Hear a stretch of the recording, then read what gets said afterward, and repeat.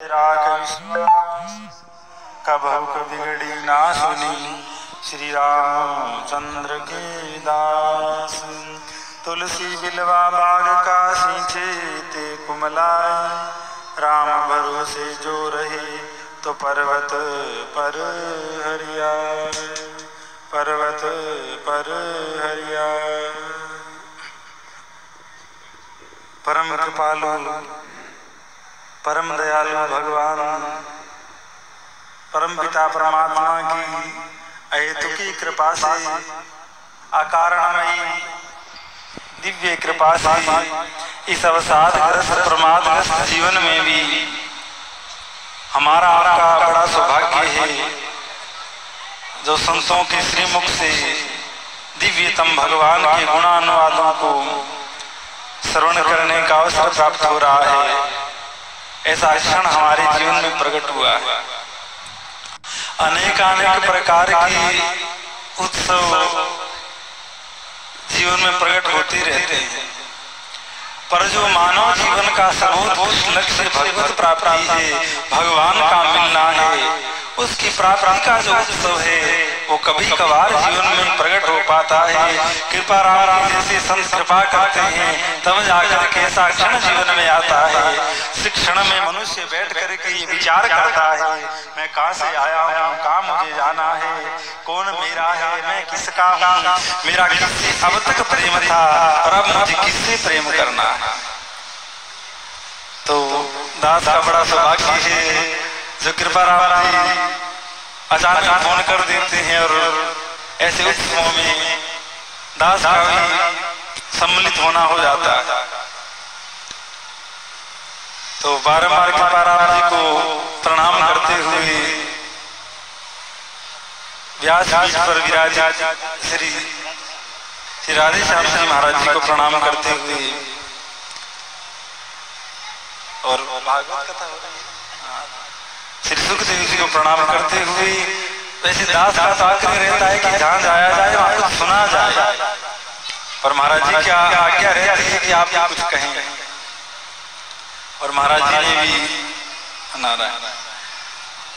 तो विशेष तो क्या कहें, आप दिवसों से सुन ही रहे हैं, ठाकुर कृपा से संत की कृपा से जो कुछ ठाकुर जी आज्ञा करे वो दास कहने का प्रयास करे।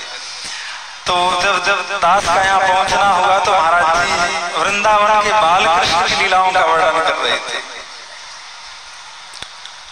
वृंदावन सो वन नहीं, नंद गांव सो गांव, बंसी वट सो वट नहीं, श्री कृष्ण नाम सो नाम।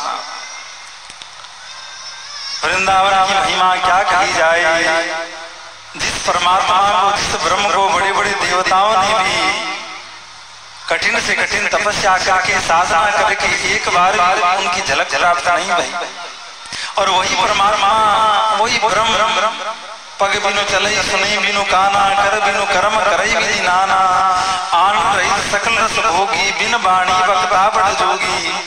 जिसकी ऐसी परिभाषा वेदांत में है या वेदांती लोग करते हैं, जिसके ना हाथ है, ना पैर है, ना रंग है, ना रूप है, वही भगवान सगुण स्वरूप धारण करके और ऐसे दिव्य दिव्य लीलाएं वृंदावन में करते हैं कि सामान्य जीवों की तो बात क्या करें, ब्रह्माश्री के जो साक्षात भगवान के पद को विभूषित करते हैं उनकी बुद्धि भी घूम जाती है।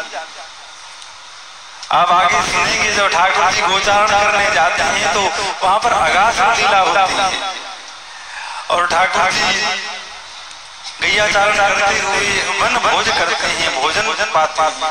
ग्वाल वालों ने कही, कन्हैया काफी देर है गई, गैया ने कुछ राते भाई, अब भूख लगाई तो कुछ पा लेते। तो जैसे ही ठाकुर ने कहा एक बड़ा कदम का पेड़ वहां के नीचे सबरे बैठे, बोले चलो यही बैठ के पाते हैं।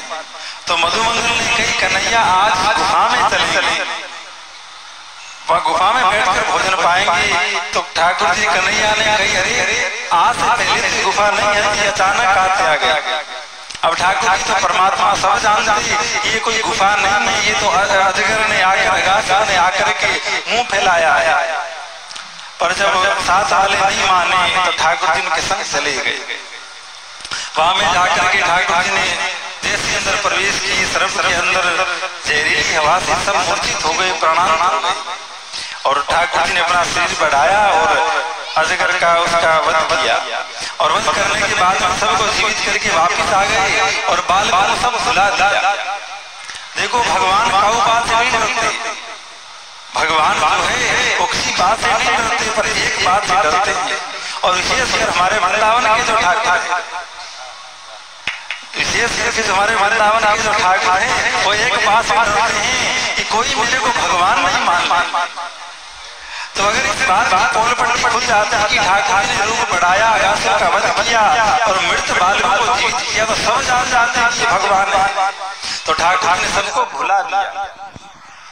बालकों को वहां से सूर्यास्त सब शुरू हुआ कि हम बस भोजन करने बैठे थे और भोजन नहीं पा रहे हैं।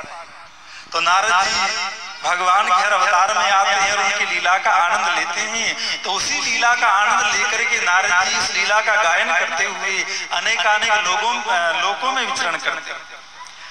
तो ब्रह्म लोक में पहुंचे। ब्रह्मा जी वेद के इधर उधर पन्ने पलट रहे हैं, ब्रह्म का निरूपण कर रहे हैं। नारद जी ने सुंदर भगवान की लीलाओं का गायन किया, और जो लीला का गायन किया तो नारद जी ने, ब्रह्मा जी ने कहा कि हल्ला मत करो, मैं वेद पढ़ रहा हूँ तो मुझे ध्यान से पढ़ने दो।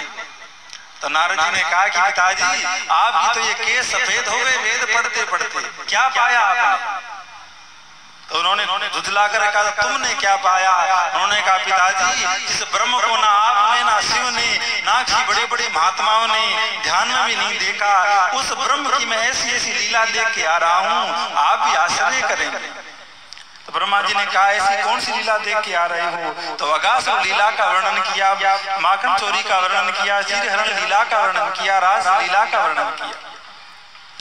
तो ब्रह्मा जी को थोड़ा लगा कि अगर भगवान अवतार लेते तो मेरे को पता होता, या तो कोई सामान्य